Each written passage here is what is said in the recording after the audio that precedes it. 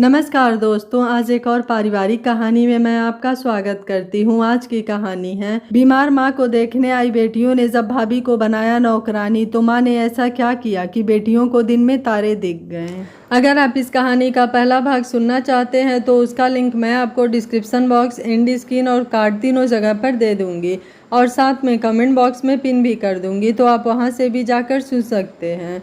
मुझे क्षमा कर दो माँ, गलती हो गई, आगे से ऐसी गलती नहीं होगी। आंखों में आंसू लिए सीता ने कहा, मुझे क्षमा कर दो माँ, तुमने आज मेरी आंखें खोल दी। सचमुच तुम्हारी सेवा करनी चाहिए थी हमें। अपनी नज़रें नीची करके मीता ने कहा, मैंने सबको क्षमा कर दिया, मुझे किसी से कोई शिकायत नहीं है। बस दुख इस बात का है कि मेरी खुद की बेटियों ने मेरी देखभाल नहीं की और एक पराई लड़की ने जी जान लगाकर मेरी सेवा की और मुझे मौत के मुंह से निकाल कर ले आई। आंसुओं की बूंदें शांता देवी की आंखों में तैरने लगी तो उसने साड़ी के पल्लू से अपने आंसू पोंछ लिए। दूसरे दिन सुबह तीनों नंदे अपने घर की ओर रवाना हो गई। घर खाली हो गया था। उर्मिला ने सारा काम काज निपटा कर थोड़ा आराम करने के लिए अपने कमरे में लेटी हुई थी बेटे के साथ। उर्मिला को मन ही मन बुरा भी लग रहा था कि नंदों से माँ जी ने ऐसा कहा, पर मुँह से कुछ बोल नहीं पाई। सबसे ज़्यादा गीता के लिए उसको बुरा लग रहा था, क्योंकि गीता दूसरी बहनों से अलग है। सोचते सोचते थकान के मारी उसकी आंखें लगी ही थी कि जानी पहचानी आवाज़ ने उसकी नींद तोड़ दी। मम्मी, भूख लगी है, थोड़े से पकौड़े बना दो न, चाय के साथ खाना है। उर्मिला की बड़ी बेटी शीला स्कूल से आई और आकर मम्मी को आवाज़ लगाई। शीला की आवाज़ शांता देवी के कानों में पड़ी। वह मन ही मन सोचने लगी, शीला भी अपनी बुआओं के नक्शे कदम पर चल पड़ी है। समय रहते सही शिक्षा देनी पड़ेगी, वरना पानी सर के ऊपर से निकल जाएगा और मैं हाथ मलती रह जाऊंगी। दोबारा मैं यह गलती नहीं कर सकती। अपनी बेटियों को सही समय में अच्छी शिक्षा दी होती तो आज ऐसी नौबत ही नहीं आती। आज मुझे उनको स्वयं कहना पड़ा कि तुम अपने घर चली जाओ। बाहर निकलते हुए शांता देवी ने शीला से कहा, शीला, तुम जाओ, अपने कपड़े बदल लो और हाथ मुंह धोकर मेरे साथ रसोई घर में आ जाओ। हम दोनों मिलकर पकौड़े तलेंगे और चाय भी बनाएंगे। मम्मी थक हार कर अभी थोड़ी देर आराम कर रही है, उसे आराम करने दो। बहुत दिनों से वह चक्कर घिन्नी की भांति घूम रही है, थक कर चूर हो गई होगी। आखिर वह भी तो इंसान है। अपनी माँ की परेशानी तुम्हें स्वयं समझनी होगी।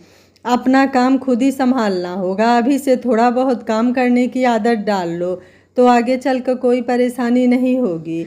अभी तुम्हारी उम्र ही क्या है, स्कूल से आते ही अपनी माँ को आदेश देने लग गई। ऐसी भी क्या थकान होती है स्कूल में जो स्वयं अपना काम नहीं कर सकती।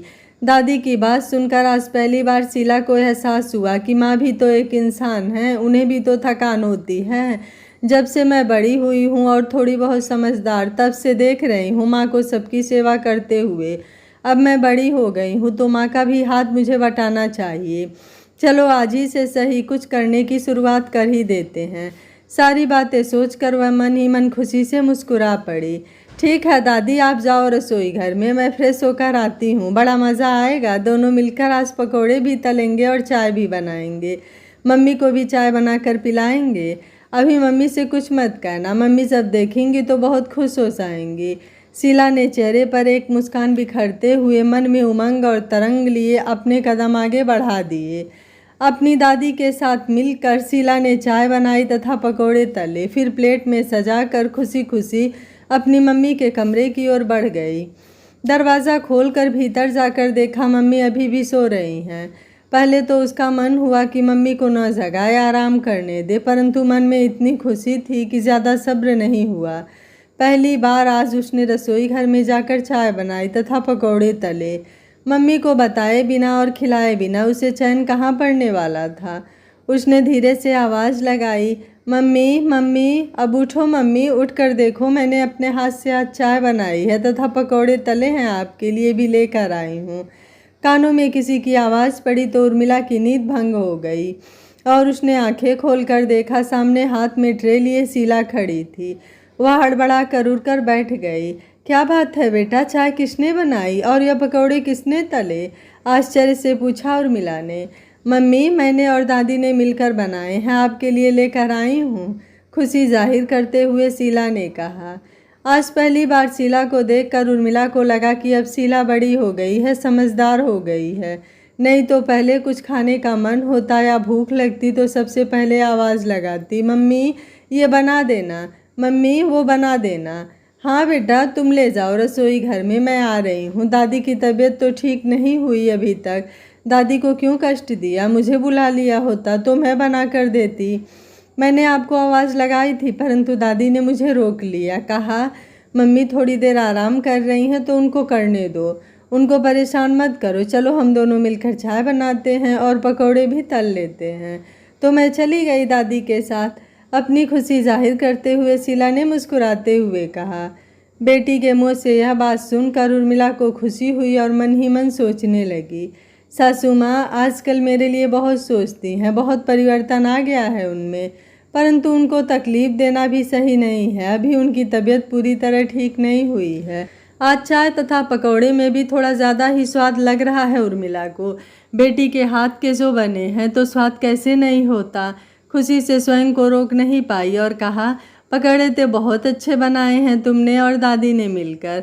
बस मेरे तो सुख के दिन आ गए, मेरी बेटी बड़ी हो गई है, समझदार हो गई है। फिर सास की ओर देखकर उर्मिला ने कहा, माँ आपने क्यों तकलीफ़ की, मुझे बुला लिया होता, आपकी तबीयत अभी तक ठीक नहीं है। अब मैं पहले से ठीक हूँ बहू, शीला को भी थोड़ा बहुत काम सिखा दिया करो, धीरे धीरे अपना काम करना सीख जाएगी और तुम्हें थोड़ा आराम मिल जाएगा। मेरी तरह गलती मत करना, अपनी बेटियों को मैंने समय रहते सब कुछ सिखा दिया होता तो बात इतनी आगे नहीं बढ़ती। थोड़ा सा उदास होते हुए शांता देवी ने कहा। शीला जैसे जैसे बड़ी होने लगी तो समझदार बनने लगी। एक तो माँ की देख रेख में सारे कार्य सीखने लगी और दादी भी मौका मिलते ही कुछ न कुछ सिखा देती। देखते देखते शीला 12वीं कक्षा में पहुँच गई। बचपन से ही गांव की नर्स को देखकर उसके मन में एक ख्वाब पनपने लगा था जिसे पूरा करने का समय अब आ गया था। उसने घर में अपनी इच्छा बताई कि वह नर्स बनना चाहती है। शीला नर्स बन गई एवं उसकी पोस्टिंग शहर के एक अस्पताल में हो गई। वह अब शहर में ही रहने लगी। कभी कभी छुट्टी लेकर या सप्ताहांत में घर आ जाती। घर आती तो पूरी तरह माँ का दुख दर्द बांटने का प्रयास करती। माँ बेटी एक दूसरे के दोस्त की तरह रहने लगी, जिसे देखकर शांता देवी के मन में भी खुशी के पुष्प खिल उठते। वह एक लंबी सांस लेकर मन ही मन सोचती, काश कि मैंने भी अपनी बेटियों को ऐसी शिक्षा दी होती। चलो कोई बात नहीं, बेटियां न सही, अब मैं अपने पोते पोतियों को ही अच्छी शिक्षा दूंगी।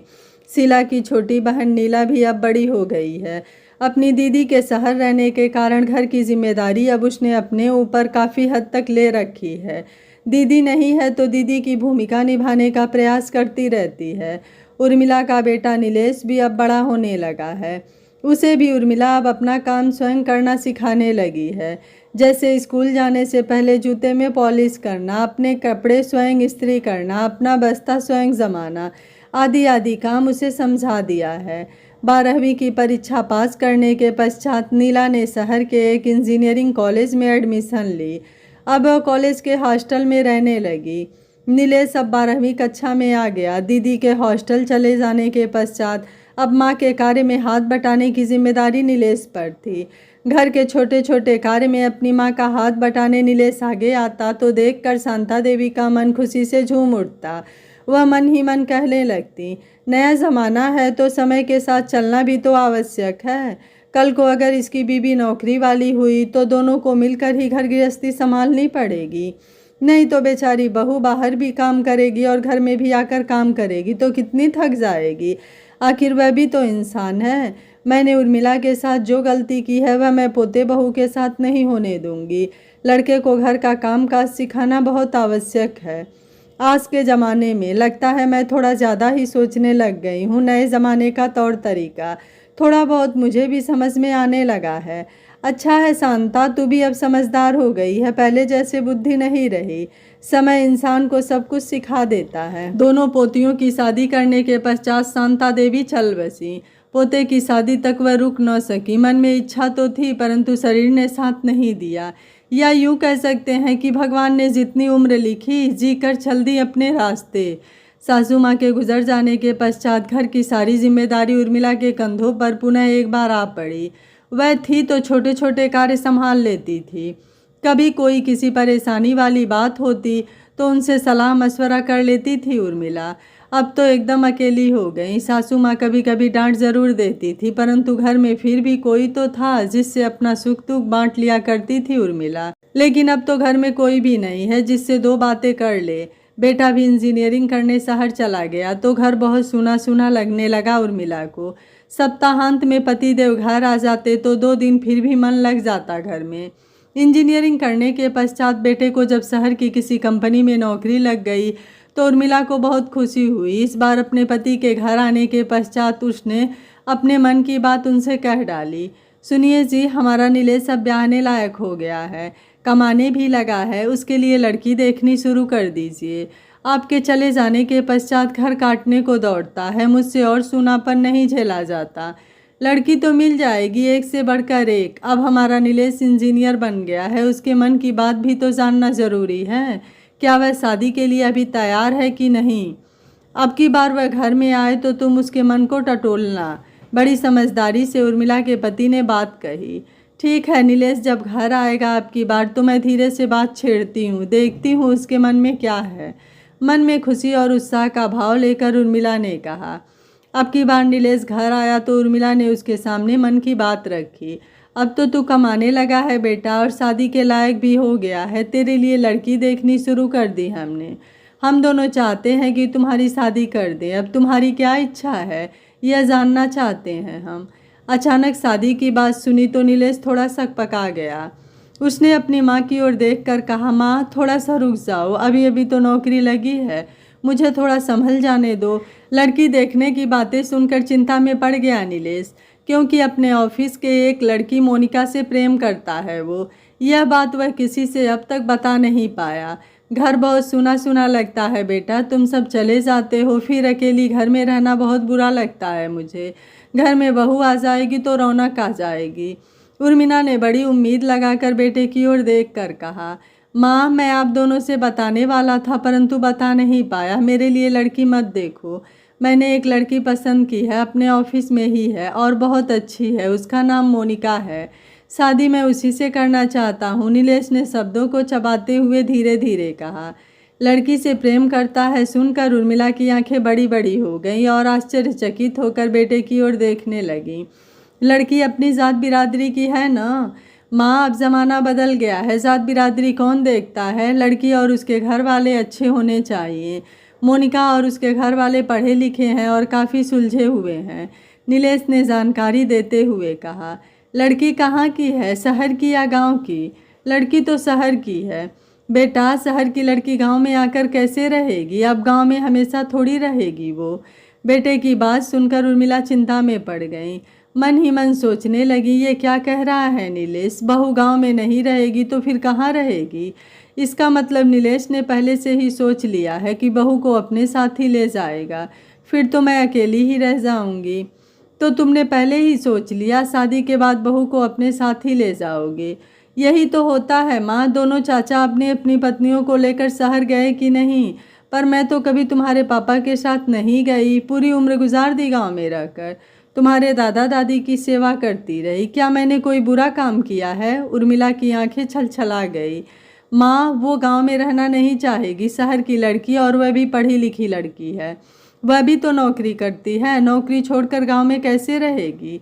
पहले का ज़माना और था, तुम्हारी बात भी और थी, तुम गांव की थी और दादा दादी की देखभाल के लिए किसी की ज़रूरत तो थी ना।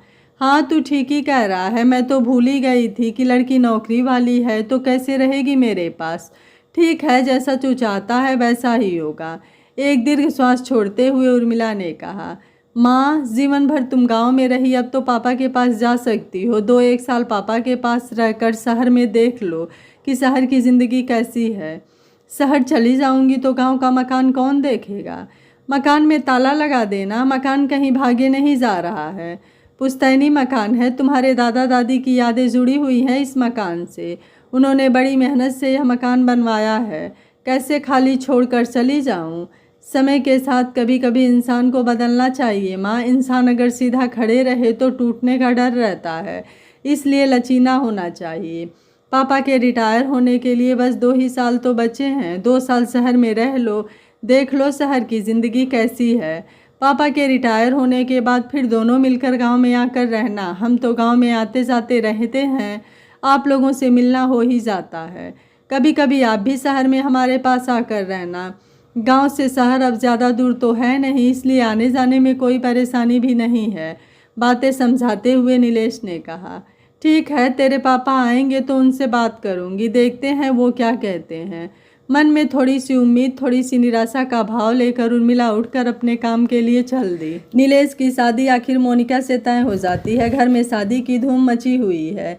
इस बार सारी जिम्मेदारी उर्मिला के कंधों पर नहीं है, क्योंकि दोनों बेटियां आ गई थी शादी में मां का हाथ बटाने के लिए। गांव से बारात लेकर शहर जाना है। बाराती कौन कौन होगा? गांव से कुछ लोग जाएंगे और कुछ नीलेश के दोस्त और ऑफिस के लोग हैं।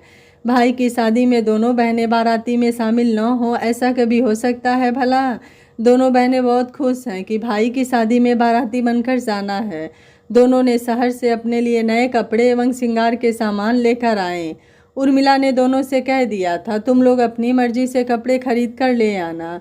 मोनिका के पापा ने बारातियों के ठहरने एवं उनके खान पान से लेकर तमाम चीज़ों में काफ़ी खर्च किया, ताकि कोई कह न सके कि बेटी की शादी में यह कमी रह गई और वो कमी रह गई। बहुत ही अच्छे ढंग से खुशी भरे माहौल में शादी हो जाती है। उर्मिला ने भी दुल्हन का स्वागत बहुत दिल खोल कर किया। स्वागत में कहीं कोई कमी न रह जाए, इसलिए गांव से ही कुछ औरतों को उसने अपने घर में बुला लिया था। पूरे रस्मों रिवाज निभाते हुए बहू का गृह प्रवेश हुआ। उर्मिला का मन आनंद से झूम उठा कि घर में बहू आ गई। बहू का मुखड़ा देखा तो उर्मिला की खुशी दोगुनी हो गई, क्योंकि बहू बहुत सुंदर है। उसने सबके सामने ही अपनी खुशी जाहिर कर दी। ईश्वर दोनों की जोड़ी बनाए रखे, मेरी बहू की सुंदरता को कभी कोई आँच न आए। बहुत सारे गहने, भारी भरकम कपड़े पहनकर नई नवेली दुल्हन पसीने से भीग गई और परेशान हो उठी। आज के ज़माने में भला इतना भारी भरकम गहने और कपड़े पहनकर कौन सी लड़की आरामदायक महसूस करेगी? लड़कियों को तो सलवार कुर्ता या फिर जीन्स टॉप पहनने में ही ज़्यादा मज़ा आता है। 2 दिन तो मोनिका ने सब्र कर लिया, परंतु तीसरे ही दिन साड़ी और गहने उतार कर सुबह सुबह सलवार कुर्ती पहन ली। अपने सास ससुर को सम्मान देने के लिए उनके सामने सिर पर दुपट्टा ज़रूर रख लिया। माँ ने जो बातें सिखाई थी उसका उसने मन से पालन किया। उर्मिला ने जैसे बहू को बिना गहने और साड़ी के देखा तो उसकी आंखें फटी की फटी रह गईं। उसे बहू का यह रूप देखकर बिल्कुल भी अच्छा नहीं लगा। वह तत्क्षण बोल पड़ी, अरे बहू, अभी तो तुम नई नवेली दुल्हन हो, साड़ी में और गहनों में ही अच्छी लगोगी। सारे गहने भी उतार दिए और साड़ी भी उतार दी, यह तो अच्छी बात नहीं है। गांव के लोग देखेंगे तो बहुत बुराई करेंगे। गांव में ऐसा नहीं चलता बहू, आखिर हमारी भी कोई इज्जत है और गांव के लोगों की भी इज्जत है। सासू माँ की बातें सुनकर मोनिका ने धीरे से इतना कहा, मम्मी, साड़ी पहनकर दम घुट रहा था और गहने भी बहुत भारी भारी लग रहे थे, इसलिए मैंने उतार दिए। 2 दिन तो हो गए हैं, अब मुझसे इतनी भारी साड़ी और गहने नहीं पहने जाते। हमारी तो सारी उम्र गुजर गई साड़ी में बहू, और गहने भी जितना पहनना होता है ज़रूर पहनते हैं। तुम तो 2 दिन में ही थक गई, ऐसा कैसे चलेगा? थोड़ी सी रुखाई से कहा उर्मिला ने। माँ की बातें बड़ी बेटी शीला के कानों में पड़ी तो उसे बिल्कुल अच्छी नहीं लगी। उसने अपनी भाभी का पक्ष लेते हुए कहा, मम्मी, आप कैसी बातें करती हो? अपने ज़माने से आज के ज़माने की तुलना कर रही हो? क्या तुम्हारे ज़माने में लड़कियां सलवार कुर्ती पहनती थीं, जीन्स टॉप पहनती थीं? नहीं ना। लड़कियां कॉलेज जाती थीं, नौकरी करती थीं, नहीं ना। अब भाभी को परेशानी हो रही है तो परेशान रहे, ऐसा आप चाहती हो? जिसमें उनको अच्छा लगे वह कपड़े पहनने लिए तो क्या हो गया? वैसे सलवार कुर्ती में क्या बुराई है माँ, पूरा शरीर ढका हुआ रहता है। रही बात आप लोगों को और गांव वालों को सम्मान देने की, तो उसने अपने सिर पर दुपट्टा तो रखा है ना, और क्या उम्मीद करती हो? बेटा, यह गांव है, शहर नहीं। शहर में जाकर जैसे भी रहे, परंतु जब तक गांव में रहेगी तब तक गांव के हिसाब से ही रहना पड़ेगा।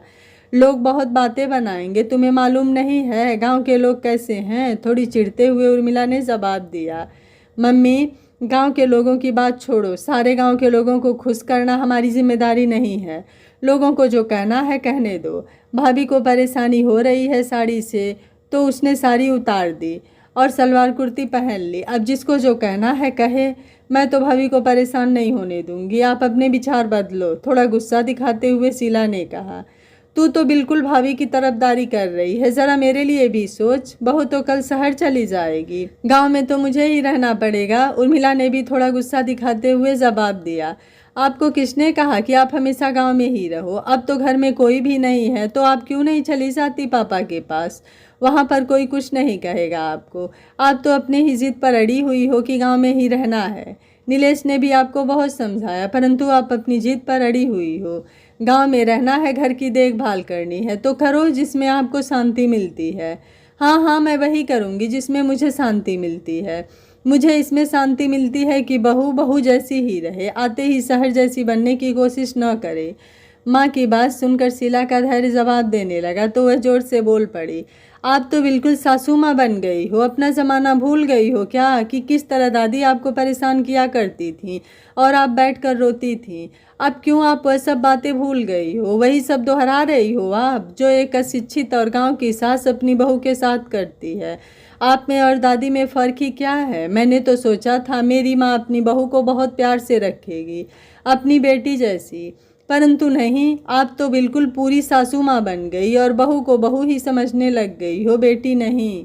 शीला की बातें सुनकर उर्मिला को अपना अतीत याद आ गया। जब वह पहली बार बहू बनकर घर आई थी तब सास ने उसके साथ कैसा बर्ताव किया था।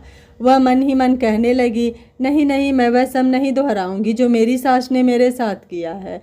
सही कह रही है शीला, फिर मुझ में और मेरी सासू माँ में क्या फ़र्क रह जाएगा? मैं अपनी बहू को अपनी बेटी जैसी रखूँगी। उसे जैसा पसंद है वह रह सकती है, वह उसका ही घर है। अभी से उसके साथ ऐसा व्यवहार करूँगी तो अच्छा रिश्ता कभी नहीं जुड़ पाएगा। मैं तो चाहती हूँ हम बहू सास न रहकर माँ बेटी का रिश्ता जोड़ लें। तुमने आज मेरी आंखें खोल दी बेटा, नहीं तो मुझसे गलती हो जाती। मोनिका मेरी बहू नहीं, मेरी बेटी समान है और यह घर उसका है, वह जैसा चाहे वैसे रह सकती है। यहाँ कोई कुछ नहीं कहेगा उसे। आज एक बहुत बड़ी भूल होने से तुमने मुझे बचा लिया शीला बेटा। उर्मिला ने दोनों को दो बाहों में भर कर बारी बारी से दोनों के माथे पर स्नेह चिन्ह अंकित कर दिया। उसका मन खुशी से भर उठा, जिसकी आभा उसके मुखमंडल पर स्पष्ट झलक रही थी। अपनी सासू माँ से ढेर सारा प्यार पाकर एवं उनका सच्चा मन देखकर मोनिका की आंखों में खुशी के आंसू छलक पड़े। आज तो उसका हृदय भी द्रवित हो उठा। ससुराल में कैसा वातावरण है, कैसा व्यवहार मिलेगा, सोचकर उसके हृदय में भी एक डर बैठा हुआ था। एक तो वह शहर में पली बढ़ी, गांव से उसका कोई नाता ही नहीं रहा। गांव का माहौल कैसा है यह उसे पता ही नहीं था, परंतु अपनी ननद शीला का अच्छा व्यवहार देखकर उसे अत्यधिक प्रसन्नता हुई। मन से सारा डर धीरे धीरे निकल गया और ससुराल में वह खुल गई। मोनिका ने भी मन ही मन सोचा, जब सब लोग मुझे इतना प्यार करते हैं, इतनी आज़ादी दी है, तो मुझे भी इनका सम्मान दिल से करना चाहिए। सचमुच गांव के लोग बड़े अच्छे दिल के होते हैं, यह बात तो मुझे गांव आकर ही पता चली।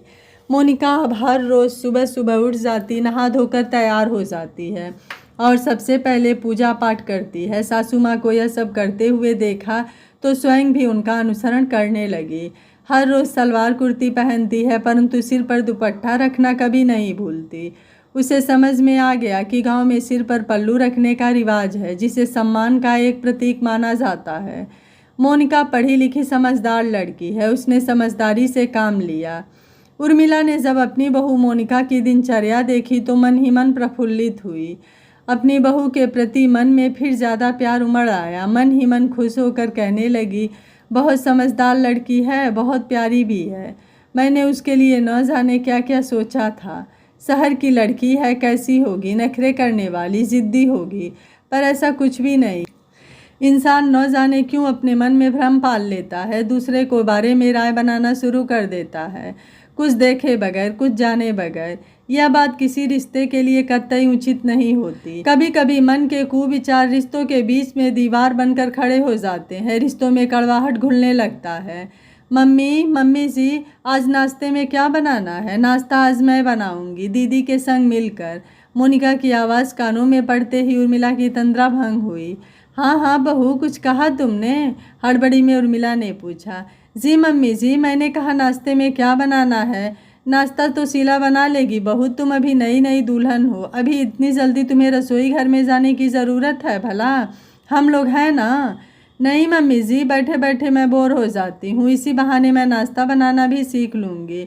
मुझे बहुत अच्छा खाना बनाना तो नहीं आता, अभी मुझे बहुत कुछ आपसे सीखना है। आज सबके लिए आलू के पराठे बना लो, सब लोग दही और अचार के साथ खा लेंगे। और सबके लिए अदरक वाली चाय बना लो। आलू के पराठे, मेरी मम्मी आलू के पराठे बहुत अच्छा बनाती हैं, मुझे भी सिखाया था, परंतु अच्छे से बेलना नहीं आता। मेरे से गोल नहीं बनते पराठे, अब मैं कैसे बताऊं? कोई बात नहीं, शीला दीदी से सीख लूँगी।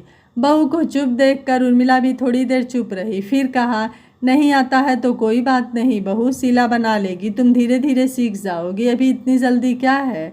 सासू माँ की बातें कानों में पड़ते ही मोनिका को होश आया। नहीं नहीं मम्मी जी, मुझे आता है, परंतु बेलते समय कभी कभी बिखर जाते हैं, गोल नहीं बन पाते। वही बातें सोच रही थी मैं शीला दीदी से सीख लूँगी, दोनों मिलकर बना लेंगे, आप चिंता मत करिए, शर्माते हुए मोनिका ने कहा। शीला, आज आलू के पराठे किसने बनाए? क्या तुम्हारी मम्मी ने आलू के पराठों में घी की जगह पर सोना डाल दिया है? बड़े स्वादिष्ट बने हैं आज आलू के पराठे, शीला के पापा सूर्यकांत ने खुश होते हुए कहा। आवाज़ कानों में पड़ते ही उर्मिला खुशी से बोल पड़ी, आलू के पराठे आज मैंने नहीं बनाए और न ही घी की जगह पर सोना डाला है, आज आपकी बहू ने आलू के पराठे बनाए हैं, तभी तो इतने स्वादिष्ट बने हैं। खुशी से मुस्कुराते हुए उर्मिला ने जवाब दिया। बात मोनिका के कानों में भी पड़ी, अपनी प्रशंसा सुनकर खुशी से फूली नहीं समा रही थी मोनिका। ससुराल में आकर पहली बार तो मैंने कुछ बनाया है, वो भी आलू के पराठे। मेरे लिए तो यह बहुत कठिन परीक्षा की घड़ी थी, परंतु मैं उत्तीर्ण हो गई। पत्नी की तारीफ सुनकर नीलेश भी मन ही मन खुश हो रहा था। वह सोचने लगा, मोनिका ने इतने अच्छे आलू के पराठे बनाए, परंतु वह तो हमेशा यही बोलती रही कि मुझे अच्छा खाना बनाना नहीं आता। चलो, ससुराल में आकर पहली परीक्षा में तो उत्तीर्ण हो ही गई, आगे सभी अच्छा ही होगा। नीलेश नाश्ता करके जब अपने कमरे में गया तो देखा मोनिका होठों पर मंद मंद मुस्कान लेकर बैठ कर न जाने क्या सोच रही थी। क्या बात है भाई, आज तो तुमने कमाल कर दिया, इतने अच्छे स्वादिष्ट पराठे बनाए, सब लोग खुश हो गए। पर तुमने तो बताया था कि तुम्हें खाना बनाना आता ही नहीं, मुझे ही बेवकूफ़ बनाती रही तुम। बड़ी चालाक हो, अपने पति को बेवकूफ़ बना रही हो, झूठ बोल रही हो ताकि मैं कोई फरमाइश ना करूं। बड़ी होशियार निकली। मैं किसी को बुद्धू नहीं बना रही हूँ, सचमुच मुझे अच्छा खाना बनाना नहीं आता। वो तो आज शीला दीदी ने मुझे पराठे बनाने सिखा दिए, उनके साथ मिलकर बनाए हैं, तभी तो इतने स्वादिष्ट बने हैं। भोलेपन से मोनिका ने जवाब दिया। चलो, आगाज़ अच्छा है तो अंत भी अच्छा ही होगा। नीलेश मोनिका को देखकर मंद मंद मुस्कुराने लगा। टचवुड, आपकी बात 100% सच निकले, सब कुछ अच्छा अच्छा हो। मैं इस घर में खुशी और सुख शांति देखना चाहती हूँ। घर के सब लोग बहुत अच्छे दिल के हैं, सचमुच मुझे बहुत अच्छा घर मिला है, मैं बहुत भाग्यशाली हूँ। भावुकता में मोनिका की आंखें छलछला आई। उसने नम आँखों से नीलेश की ओर देखा तो नीलेश ने उसे खींचकर अपने बाहों में भर लिया। मोनिका ने अपना सिर नीलेश के सीने पर रख दिया। अब बारी बारी से एक एक करके विदाई सबकी होने लगी। पहले नीला की विदाई हुई, वह अपने ससुराल पहुंच गई, फिर शीला की विदाई हुई, आज बारी है नीलेश और घर की बहू मोनिका की विदाई की। दोनों की विदाई देते समय उर्मिला की आंखें पुनः एक बार नम हो गई। ये आंखें हैं न जाने क्यों संतानों को जाते हुए देखकर भावुक हो जाती हैं। लाख इन आँखों को समझाओ पर बात समझ में ही नहीं आती है। मन की भावना पिघल कर आँखों के रास्ते निकलने के लिए बेताब हो जाती है। मोनिका मायके जा रही है, उसका मन तो बाग बाग हो रहा है, खुशियों के पुष्प खिलकर, परंतु फिर भी न जाने क्यों सासू माँ की आंखों में अश्रुनीर देख कर मन द्रवित हो उठा और आंखों की कोरें भी गीली होने लगी। मोनिका सासू माँ के चरण स्पर्श करने के लिए जैसे ही झुकने लगी, उर्मिला ने उसे बाहों से पकड़कर अपने गले लगा लिया और कहा, इतने दिन न जाने कैसे बीत गए तुम सबके साथ, पता ही नहीं चला। खुशियों के पुष्प पे सारा घर महक रहा था। एक एक करके सब चले गए और पूरा घर खाली हो गया। आज मैं पुनः एक बार अकेली हो गई हूँ बहू, दोबारा जल्दी लौट कर आना, मैं इंतज़ार करूँगी तुम्हारा। कहते कहते उर्मिला का गला भर आया। मम्मी जी, ज़रूर मैं लौट कर जल्दी आऊँगी, परंतु इस बार आप अकेली नहीं रहेंगी, आपको हमारे साथ चलना होगा। मुझे आपसे बहुत कुछ सीखना है, घर गृहस्थी भी सीखनी है और अच्छे अच्छे पकवान बनाना भी सीखना है। अब तक तो पढ़ाई और नौकरी के साथ मैंने कभी इस ओर ध्यान नहीं दिया, परंतु अब समय आ गया है, मुझे यह सब सीखना चाहिए। मन भी करता है कि मैं अच्छे अच्छे पकवान बनाऊं और सबको खिलाऊं। हाँ माँ, हम लोग जल्दी लौट कर आएंगे, आपको ज़्यादा देर तक अकेला नहीं रहने देंगे। इस बार जरूर चलना होगा हमारे साथ। अब जिद मत करना गांव में रहने की। 1 साल बाद पापा भी रिटायर हो जाएंगे तो दोनों को हमारे पास आकर रहना पड़ेगा। कुछ समय के बाद फिर आप गांव में भी आकर रह सकती हैं। बड़ी ही समझदारी के साथ नीलेश ने माँ को समझाया। बच्चों के चले जाने के पश्चात उर्मिला को घर बहुत सूना सूना लग रहा था। घर के कोने कोने में बच्चों की यादें बसी हुई थी। जब भी बच्चों की याद आती है उर्मिला की आंखें नम हो तो यह संभव ही नहीं होता। उर्मिला की यह हालत देखकर अब की बार उसके पति सूर्यकांत ने मन बना लिया, इस बार उर्मिला को साथ लेकर जाएंगे, नहीं तो रो रो कर अपनी तबीयत खराब कर लेगी। एक जगह चुपचाप बैठकर आंखों में आंसू लिए उर्मिला कुछ सोचने में मगन थी। उसके पति सूर्यकांत ने आकर कहा, उर्मिला छोड़ो या रोना धोना, बच्चे बहुत अच्छे से रह रहे हैं, रोने की कोई आवश्यकता है ही नहीं। चलो अपना सामान समेट लो, कल हमें भी निकलना है शहर के लिए। उर्मिला ने अपने आंसू पोंछते हुए धीरे से कहा, आपका बैग तो तैयार है और क्या सामान समेटना है? तुम्हारा अपना बैग भी तैयार कर लो। मैं कहाँ जा रही हूँ, मुझे अपना बैग क्यों तैयार करना है? आश्चर्य व्यक्त करते हुए उर्मिला ने कहा, क्योंकि उसके पति ने उसे बताया ही नहीं था कि उसे भी शहर जाना है। उर्मिला को इस बार सरप्राइज देने वाला था सूर्यकांत, इसलिए पहले कुछ नहीं कहा। उसे पता था कि बच्चे चले जाएंगे तो वह रोनी सूरत लेकर बैठ जाएगी, अगर सरप्राइज दूंगा तो खुश हो जाएगी। उर्मिला को अपने कानों पर भरोसा नहीं हुआ, क्योंकि उसके पति ने कभी ऐसा नहीं कहा कि तुम शहर चलो।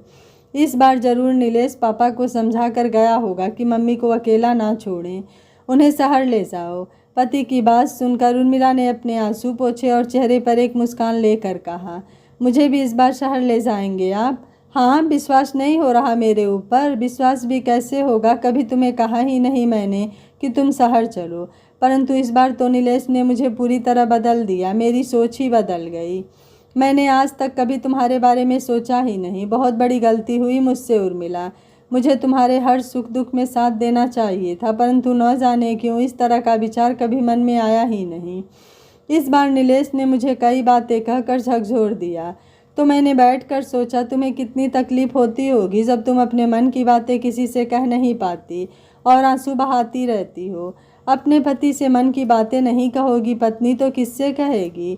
चलो अभी भी देर नहीं हुई, वैसे भी कहते हैं ना कि देर आए दुरुस्त आए। एक हल्की सी हंसी बिखेरती हुई सूर्यकांत ने कहा। शहर आकर उर्मिला ने अपने पति का घर देखा तो उसकी आंखें बड़ी बड़ी हो गईं। पूरे घर में सामान इधर उधर बिखरा पड़ा है। आते ही वह घर को समेटने में लग गई तो उसे देखकर सूर्यकांत ने कहा, कर लेना, अभी तो तुम्हें यहीं पर रहना है और इसी घर को ही संभालना है। अभी अभी तो हम आए हैं, थोड़ी देर आराम कर लो। आज मैं तुम्हें चाय बनाकर पिलाता हूँ, हमेशा तुम मेरी सेवा करती हो, आज मुझे सेवा करने का अवसर दो। पहली बार पति की ऐसी बातें सुनकर उर्मिला शर्मा गई। शर्माते शर्माते ही कहा, कैसी बात कर रहे हैं आप? सेवा करना है तो मेरा धर्म है, आप बैठ जाइए, मैं चाय बनाकर लाती हूँ। यही तो हम गलत करते हैं उर्मिला, सेवा करना केवल पत्नी का धर्म नहीं होता, पति का धर्म भी होता है। नीलेश की बातें सुनकर ही मेरी आंखें खुली हैं। सचमुच आज की युवा पीढ़ी की सोच हम लोगों से काफ़ी भिन्न है। नीलेश और मोनिका दोनों नौकरी करते हैं तो एक दूसरे की सहायता करते रहते हैं और सहायता करने में कोई शर्म भी नहीं होनी चाहिए। जो जीवन का आवश्यक अंग है उसे तो निभाना ही पड़ेगा। चलो देर से आंखें खुली पर खुल तो गई। हमारे समाज में हम केवल बेटियों को सेवा की बातें सिखाते हैं, बेटों को नहीं। यह गलत संस्कार बचपन में ही पड़ जाता है। माता पिता दोनों की जिम्मेदारी होते हैं, बेटा बेटी दोनों को सही शिक्षा दें जैसे तुमने दिया। मेरी माँ ने भी अगर ऐसी शिक्षा दी होती तो तुम्हें मुझसे मन खोलकर बातें करने में कभी हिचकिचाहट नहीं होती और न ही मैं तुम्हारी बातें अनसुनी करता। हमारे ज़माने में पिता पुत्र के बीच में बहुत फासला हुआ करता था। मैं तो अपने पापा से हमेशा दूरी बना कर रखता था, कभी भी उनसे खुलकर कोई बात नहीं कर पाया। उन्होंने भी कभी फासला कम करने का प्रयास नहीं किया। लगता था खुलकर बातें करेंगे तो इज्जत में कहीं कमी न हो जाए या फिर वह नाराज़ न हो जाएं। पिता पुत्र के बीच में अहंकार जैसा कोई शब्द नहीं आना चाहिए। यह बातें मुझे नीलेश ने समझाया। दोनों के बीच में एक दोस्ती का रिश्ता होना चाहिए ताकि मन में कोई बात गांठ बनकर न रह जाए और दोनों के बीच में बहुत बड़ी खाई न बन जाए। एक ही सांस में सारी बातें कह गया सूर्यकांत। आज उसे पहली बार उर्मिला से जी भर कर बातें करने का मन कर रहा था। मन में पड़ा हुआ गांठ जैसे आज खुल गया हो। आज पहली बार उर्मिला अपने पति के मुख से ऐसी बातें सुनकर हैरान सी अपने पति की ओर देखने लगी। पहली बार उनके हाथ की बनी चाय पी रही थी। उसका मन खुशी और आत्मसंतुष्टि के भाव से भर उठा। क्या सूर्यकांत के रिटायरमेंट के बाद बेटे बहू का एक दूसरा रूप सामने आएगा? क्या उर्मिला की खुशियों को ग्रहण लग जाएगा? क्या रिटायरमेंट के बाद बेटे बहू के पास जाने से सास बहू के रिश्तों में खटास आ जाएगी? जानने के लिए देखिए कहानी का अगला और अंतिम भाग। अगर आप इस कहानी का अगला भाग सुनना चाहते हैं तो कमेंट में यस लिखना बिल्कुल मत भूलिएगा। वीडियो पसंद आया है तो वीडियो को लाइक शेयर एंड चैनल को सब्सक्राइब कर लीजिएगा। Thank you for watching. मिलते हैं अगली कहानी में।